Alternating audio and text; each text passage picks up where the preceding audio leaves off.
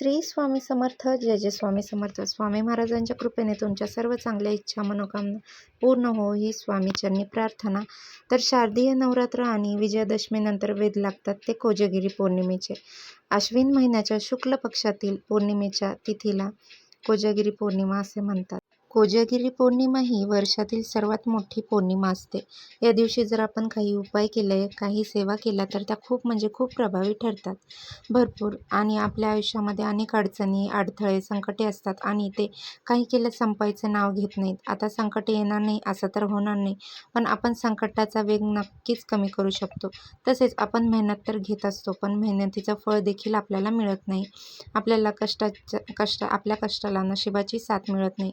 तसेच आपल्या घरातील मुलांचा आजारपण दूर होण्यासाठी, मुलांची प्रगती होण्यासाठी प्रत्येक आईवडिलांची इच्छा असते की आपल्या मुलांची प्रगती व्हावी. मग अभ्यासात असेल किंवा नोकरीत असेल, त्यांनी कोणत्या क्षेत्रामध्ये मागे राहू नये. पण पाहिजे तसे होत नाही.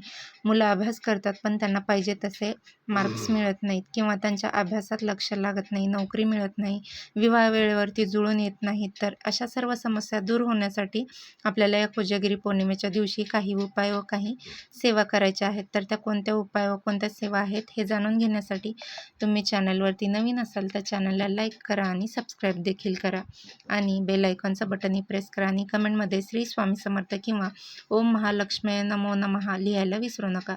कोजागिरी पौर्णिमेच्या दिवशी चंद्र पृथ्वीच्या अगदी जवळ आणि त्यामुळेच आपल्याला चंद्र हा आकाराने खूप मोठा दिसतो. यंदा कोजागिरी पौर्णिमा ही 16 ऑक्टोबरला साजरी केली जाणार आहे. पंचांगानुसार यावर्षी अश्विन महिन्याची पौर्णिमा 16 ऑक्टोबरला बुधवारी रात्री 8:40 सुरू होणार आहे. तर ही पौर्णिमा तिथी दुसऱ्या दिवशी म्हणजेच 17 ऑक्टोबरला संध्याकाळी 4:56 असणार आहे. त्या दिवशी आपल्याला 16 ऑक्टोबर रोजी आपल्याला कोजागिरी पौर्णिमा ही साजरी करायची आहे. असं म्हटलं जातं की शरद पौर्णिमेच्या रात्री चंद्रकिरणे हे अमृतासारखे असतात. म्हणून या दिवशी लोक खीर किंवा दूध तयार करतात आणि रात्री ते चंद्रप्रकाशामध्ये ठेवतात. असं केल्याने चंद्राची किरणे त्या दुधावरती पडतात आणि त्यावर अमृताचा प्रभाव होतो असे मानले जाते. कोजागिरी पौर्णिमेच्या दिवशी आपल्याला कलश आणि 5 प्रकारची फळं, फुलं, तूप, दिवा आणि धूप, सुपारी, चंदन, अक्षतासह अन्य साहित्य एकत्र करून कोजागिरी पौर्णिमेच्या दिवशी आपण सकाळी लवकर उठायचं. अगदी तुम्ही ब्रह्ममुहूर्तावरती उठलात तरी पण चालेल आणि आपण जी काही पूजा करत असतो, जी काही सेवा करत असतो, ती सेवा ही फलदायी ठरत असते. या दिवशी आपण सकाळी लवकर उठायचं आहे आणि घराच्या बाहेर थोडं पाणी शिंपडायचं आहे आणि पाणी टाकताना मग पाण्यामध्ये थोडीशी हळद टाकायची आणि असं पाणी तुम्ही घराच्या बाहेर शिंपडायचं आहे. आणि किंवा जरी तुम्ही गावाकडे राहत असाल तर तुम्ही सडा देखील टाकू शकता.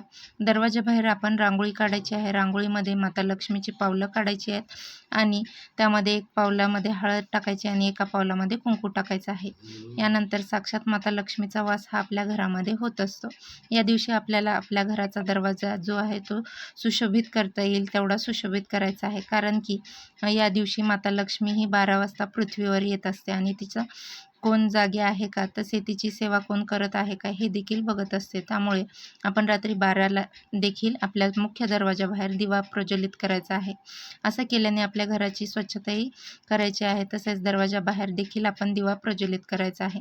मुख्य दरवाजावरती आपल्याला स्वस्तिक काढायचं आहे. दरवाजाच्या आंब्याच्या पानांचं तोरण देखील लावायचं आहे. आंब्यांच्या पानांचं तोरण जर आपण शक्य नसेल तर माता लक्ष्मीचं जे कवड्या तोरण मिळतं ते तोरण देखील तुम्ही लावू शकता किंवा बाजारामधून तुम्ही खरेदी करू शकता. असं तोरण जर आपल्या घरात लावलं असेल तर आपल्या घरामध्ये पैसा आकर्षित होत असतो. तसेच माता लक्ष्मीचा आशीर्वाद देखील आपल्याला प्राप्त होतो. कारण की माता लक्ष्मीला समुद्र मंथनातून झाले तेव्हा माता लक्ष्मीसोबत कवडी देखील आली होती. त्यामुळे आपण असं कवड्याचं तोरण दरवाजावरती जरूर लावायचं आहे. तुम्ही जिथे पूजेचं साहित्य मिळतं तिथे देखील हे कवड्याचं तोरण तुम्हाला सहज उपलब्ध होईल. कारण की आपल्या मुख्य दरवाजामधून सकारात्मक ऊर्जा आणि नकारात्मक ऊर्जा दोन्ही पण येत असतात आणि आपला जर मुख्य दरवाजा सुशोभित असेल तर आपल्या घरामध्ये फक्त सकारात्मक ऊर्जाही येईल आणि आपल्या घरामध्ये एखादं बघा आपल्या सुशोभित वाटलं की आपण देवीला घराकडे आकर्षित होत असतो. तसेच आपल्याला माता लक्ष्मीसाठी देखील तुम्हाला मुख्य दरवाजा हा या दिवशी आपण स्वच्छ करून ठेवायचा आहे. दरवाजाचे बाहेर आपल्याला अडगळ ठेवायची नाही. चपला किंवा कचराकुंडी असेल लगेच दरवाजाच्या बाहेर ती ठेवू नये. तर तसेच मुख्य दरवाजावरती आपण स्वस्तिक देखील काढायचं आहे. हळद घ्यायची आहे, तिच्यामध्ये थोडंसं गोमूत्र टाकायचं आहे आणि हळदीने स्वस्तिक काढायचं आहे. मुख्य दरवाजावरती स्वस्तिक हे शुभतेचं आणि मांगल्याचं प्रतीक समजलं जातं. तसेच आता अगदी तुमच्या दरवाजावरती शुभ लाभ हे स्टिकर लावलेले असतील तरी पण आपण या दिवशी शुभ लाभ कुंकुमाने दरवाजावरती काढायचा आहे किंवा दरवाजा तुम्ही दोन्ही साईडने शुभ आणि लाभ असे काढू शकता. आपण जर दरवाजावरती शुभ लाभ काढलं तर आपल्या घरामध्ये नेहमी शुभ कार्य होत असतात. अगदी मुलांचा विवाह असो किंवा दुसरं कोणतंही काम असो तर ते शुभतेने पार पडत असतं. मग आपल्या इथे एखादा कार्यक्रम असो किंवा एखादा सण असो, एखादी महत्त्वाची स्थिती असो, तेव्हा आपण आपल्या मुख्य दरवाजावरती शुभ लाभ हे काढायचं आहे. अगदी दिवाळीच्या दिवशी, पौर्णिमेच्या दिवशी, अमावस्ये दिवशी देखील आपण मुख्य दरवाजावरती कुंकवाने शुभ लाभ हे काढायचं आहे. शुभ लाभ काढत असताना आपण ओम महालक्ष्मी नमः, ओम महालक्ष्मी नमः या मंत्राचा जप करायचा आहे. तसेच कुंकवामध्ये 2 थेंब गंगाजल टाकून, गुलाबजल टाकून आपण शुभ लाभ काढायचा आहे. त्यावरती आपल्याला थोडं अखंड अक्षत देखील अर्पण करायचे आहेत. आता या दिवशी आपल्याला एक उपाय करायचा आहे की आपल्याला माता लक्ष्मीचा आशीर्वाद मिळेल, घर सुख शांती समृद्धीने नांदेल, तसेच आपली इच्छा देखील पूर्ण होईल. पण यासाठी अगोदर आपण देवघरामध्ये माता लक्ष्मीची पूजा करायची आहे. मग एक चौरंग मांडा, त्यावर एखादा पाट ठेवला असेल तर त्यावर तुम्हाला लाल कपडा पसरायचा आहे आणि त्यात देवी माता लक्ष्मीची फोटो किंवा मूर्ती असेल तर ती तुम्ही ठेवू शकता.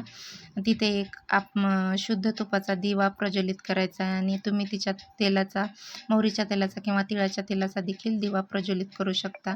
आणि आपल्याला त्या दिव्यामध्ये भीमसेनी कापराची एक वडी देखील टाकायची आहे. तसेच चिमूटभर हळद देखील टाकायची आहे आणि या दिव्यामध्ये आपल्याला एक वेलची देखील टाकायची आहे आणि माता लक्ष्मी यामुळे आपल्या घरामध्ये आकर्षित होते. दिव्याला हळदी कुंकू लावून झाल्यानंतर आपल्याला माता लक्ष्मीला आपण एक नागवेलीचं पान, जे आपण खायचं पान म्हणतो, ते अर्पण करायचं आहे. आणि या पानाला देखील अनन्यसाधारण असं महत्त्व आहे, कारण या पानाच्या टोकामध्ये महालक्ष्मीचा सहवास असतो आणि पानाच्या उजव्या बाजूस ब्रह्मदेवांचा सहवास असतो. पानाच्या मधोमध सरस्वती देवी आणि पानाच्या डाव्या बाजूस पार्वती देवींचा वास असतो.